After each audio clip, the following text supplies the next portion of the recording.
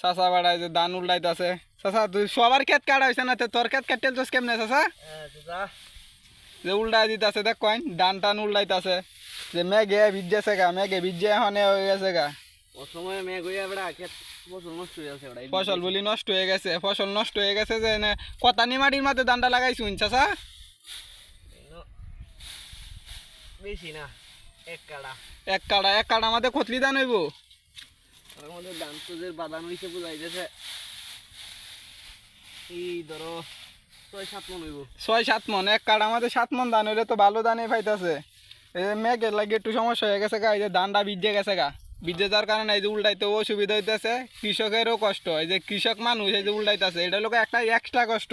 যে কষ্টটা হ্যাঁ কিন্তু করার লাগলো না, যদি বৃষ্টিটা না আইতো। বৃষ্টিটা আসার কারণে কেটটাও এই যে ভিজা, এই যে হ্যাঁ হন উল্টাইতেছে। 6-7 মন ধান পাইব, বনও পাইব, 7 মন ধানও পাইব।